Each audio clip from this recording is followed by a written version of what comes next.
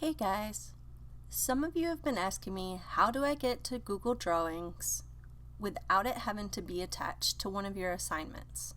I want to go in, I want to be creative and do drawings, but not necessarily the same one over and over again. So here's how you can actually go in and make Google Drawing files at any time you want to. So I've got you pulled up on our public schools portal page. This is where you guys know to go and sign in to our CCPS portal, and should be something similar to this when you come up, when it is on your screen. So the first thing that we want to do is we want to go to our Google Drive. When that pulls up, then you want to go to this plus sign right here where it says new. If you click on the plus sign, a drop-down menu will appear, and if you're looking for things, you're like, man, there's nothing there right now, just click the more button, and when you do, you will see other things appear for you. Then simply go to Google Drawings, and voila, you have created a new untitled Google Drawing. The first thing I would do would be to recommend to definitely go in and title your drawing. Could be by subject matter, could be by date, could be just first Google Drawing. However you want to label it, something that you can go back to when you're trying to search for it, maybe to send it to me as an attachment for something in the future. And then once you've named it, you can click back down here and you'll see that it saves the name. After that, you've got quite a few options. You can go in and create lines. You can go in and create shapes. You can add text. You can insert images. So you can use any of these things to create on this Google Drawing. So if you go in and you create a shape, you just click the shape that you're wanting to use and then click and drag, and it creates that shape. Once you've created the shape, you can go in and add different fill colors. Maybe you want to make this hot pink. Maybe you want to change the border color, so what the color of the line is that's on the outside of it. Maybe you don't want to see one, and so you can make it transparent. Maybe you do and you want to make it black.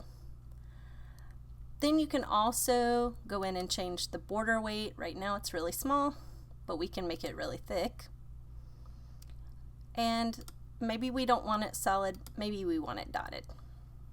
Okay, you can go in and change just about anything in there with that.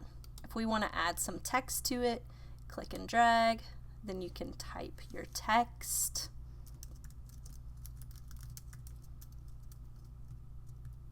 Whatever it is that you want it to be. I want my text to be bigger, so I'm going to highlight the text and then I'm going to go and change it to a big font. Oops, that is way too big. So let's see if we can find something that might fit. Not quite. Almost. Maybe. But maybe I want it in between that 30 and 36. So let's do 32. I like that much better. Then you can simply drag it where you want it. If you want it to be in the center, you can actually center it inside your box as well. If you noticed, I've got little crosshairs in red right there. That lets me know that's the absolute center of my shape. And then I can just leave it there. Say I want to make this where nothing moves, all those things are attached together. If you take and you highlight all those things, see how the little boxes turn blue around both of the objects? Then you can go to Arrange, come down to Group, and we're actually going to group those two things, the shape and the text box, together. And when we do, now when we move it around our picture, it stays put. They go together. Okay. If you want to add in a picture, you have options. If you have something already on your drive, if you have your camera for whatever device you are using, you can do that as well. Or you can search the web. So you can go and search for cute puppy pictures.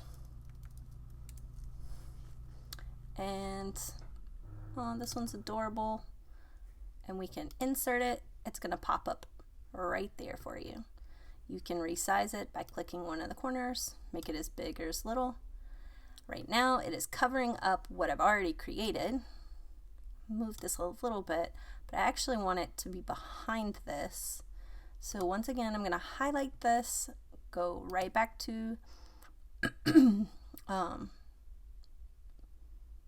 arrange, go to order, and we're going to send it all the way to the back. Now my shape is on top of this, and I think I'm going to resize it. And voila. Then I can go in and add whatever else. Okay, so this is just a quick tutorial on how you can use this. You can always leave me a message and I'll try to answer any other questions, but basically just get in there and test it out. Give it a try. Maybe you might find some things that you didn't know were there to begin with, and there's always this help icon here as well. So if you need to know how to use something, you can search for it. Alright guys, I hope this helped you about getting on and using Google Drawings.